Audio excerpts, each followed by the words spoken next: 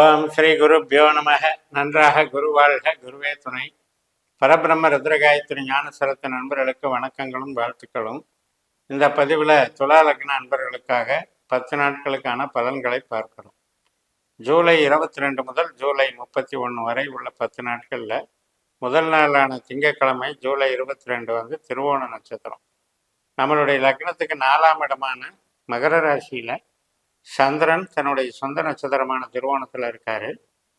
8ஆம் வீட்டில் குரு பகவான் வந்து சந்திரனுடைய இன்னொரு நட்சத்திரமான ரோகிணியில் இருக்காரு. 12ஆம் இடமான கன்னிராசியில் கேது வந்து சந்திரனுடைய இன்னொரு நட்சத்திரமான அஸ்தத்தில் இருக்கார். அதனால் இந்த 4ஆம் இடம், 8ஆம் இடம், 12ஆம் இடம் என்பதில் குரு, கேது, சந்திரன் 3 பேரும் ஒரு தொடர்பு ஏற்படுத்திக்கிறாங்க. அதனால் இன்னைக்கு நாளில் வந்து தேவையில்லாத சலனங்கள், சஞ்சலங்கள், வீண் பயம், ஒரு எதிர்பாராத சில சம்பவங்களினுடைய தாக்கங்கள், விபத்து போன்ற விஷயங்கள், தாயாருக்கு இடைஞ்சல்கள் மற்றும் உறவுகளில் வந்து கொஞ்சம் மனஸ்தாபங்கள், சஞ்சலங்கள்லாம் ஏற்படும். அதனால் இன்னைக்கு பொறுமையாக கடந்து போகிறது நல்லது. மறுநாள் ஜூலை 23 செவ்வாய்க்கிழமை அவிட்ட நட்சத்திரம். அதாவது முதல் நாள் நைட்டே 10 மணிக்கு தொடங்கிடுது. அவிட்ட நட்சத்திரத்தில் 3ஆம் பாதம் வந்து கும்பராசியில் விழுவும். காலையில் 9:20க்கு கும்பராசிக்கு சந்திரன் போயிடுவார். செவ்வாய் கிரகம் வந்து 8ஆம் வீட்டில் சூரியனுடைய நட்சத்திரத்தில் இருக்குது. அதனால் விபத்து சம்மந்தப்பட்ட விஷயத்தில் ஜாக்கிரதையாக இருக்கணும். 9ஆம் வீட்டில் இருக்குது. 8ஆம் அதிபதி 9ஆம் வீட்டில் இருக்குது. ஆனால் சூரியன் நட்சத்திரத்தில் இருக்குது. அதனால் இது வந்து படபடன்னு அவசரப்பட்டு செய்யக்கூடிய காரியங்களை செய்யக்கூடாது. அதுவாக கிடைக்கக்கூடிய அதிர்ஷ்டத்தை நம்ம ஏற்றுக்கலாம். இந்த அவிட்ட நட்சத்திரத்துக்கு செவ்வாயினுடைய பலன் வந்து சூரியனை போல நடைபெறும். அதனால் ஒரு வேலையில் அங்கீகாரம், மதிப்பு, வளர்ச்சி இதெல்லாம் நல்லா இருக்கும். ஜூலை 24 புதன்கிழமை சதய நட்சத்திரம். செவ்வாய்க்கிழமை நைட்டே 10:18க்கு சதய நட்சத்திரம் தொடங்கிறது. புதன்கிழமை மாலை 6:14 வரைக்கும் சதய நட்சத்திரம். இப்போ ராகுனுடைய நட்சத்திரம். கும்பராசியில் சந்திரன் ராகு மாதிரி செயல்படுறாரு. ராகு உத்திரட்டாதி நட்சத்திரத்தில் சனியினுடைய நட்சத்திரத்தில் இருந்து சனி 6ஆம் இடத்துல இருக்கிறதுனால, சனி வந்து 5ஆம் இடத்துல இருக்கிறதுனால நமக்கு வேலைக்கு கொஞ்சம் தடையாக இருக்கும், வேலை இல்லாமல் இருக்கும், ஃப்ரீயாக இருக்கும், உறவுகளுக்கு நல்லா இருக்கும், சுப நிகழ்ச்சிகளுக்கு நல்லா இருக்கும், ஐடியலாக ஃபீல் பண்ணுவோம். இந்த சதய நட்சத்திரம் முடிஞ்சு சாயந்தரம் 6:14க்கு பூரட்டாதி நட்சத்திரம் குரு நட்சத்திரம் தொடங்குது. குரு நம்மளுக்கு 8ல் இருக்காரு. அதனால்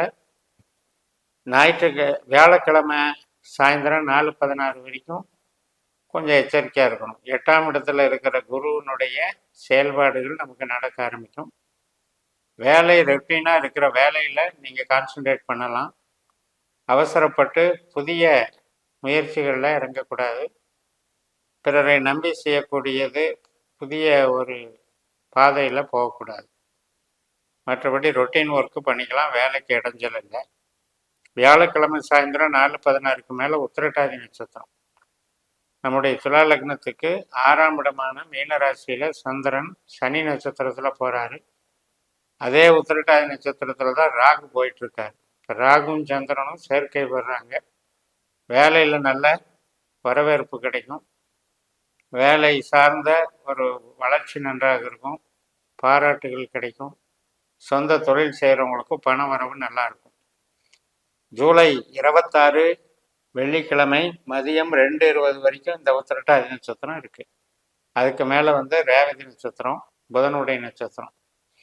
புதன் வந்து நமக்கு 12ஆம் இடத்துல இருந்தாலும் கேதுனுடைய நட்சத்திரத்தில் இருக்குது.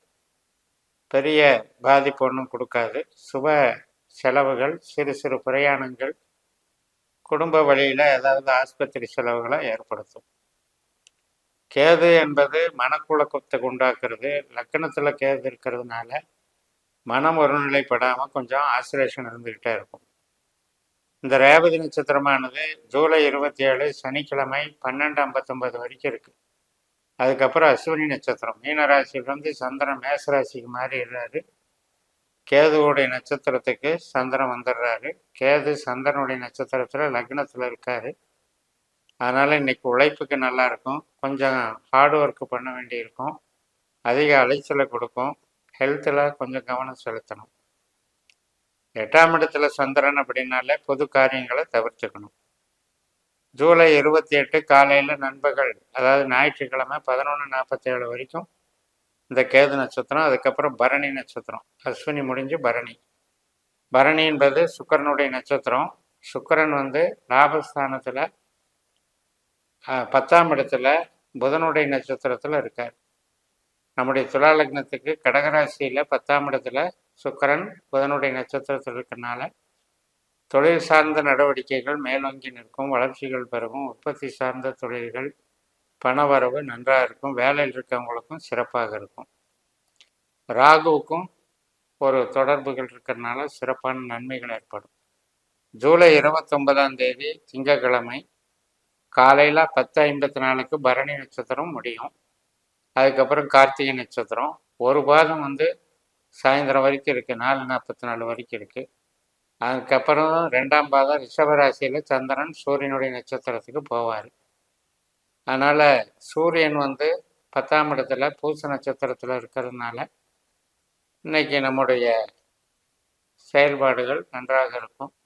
வேலை கொஞ்சம் ஃப்ரீயாக இருக்கும். வேலையில் உற்பத்தி சார்ந்த தொழில்கள் அவ்வளவு சிறப்பு தராது. அதனால் உறவுகள் சார்ந்த விஷயங்களுக்கு நன்மைகளை தரக்கூடிய நாளாக இன்னைக்கு அமையும். அதுக்கப்புறம் செவ்வாய்க்கிழமை ஜூலை 30ஆம் தேதி காலையில் 10:23 கார்த்திகை நட்சத்திரம் முடிஞ்சு ரோகிணி நட்சத்திரம் ஸ்டார்ட் ஆகுது. இந்த ரோகிணி நட்சத்திரத்தில் தான் குரு பகவான் இருக்கார். குரு சந்திர யோகம் நமக்கு ஏற்படுத்துறது 8ஆம் இடத்துல. 12ஆம் இடத்துல இன்னொரு சந்திரன் நட்சத்திரமான அஸ்தத்தில் கேது இருக்கார். செவ்வாய் கிரகமும் ரோகிணி நட்சத்திரத்தில் இருக்குது. அதனால் செவ்வாய் குரு கூட்டணிகள்லாம் ஏற்படுது.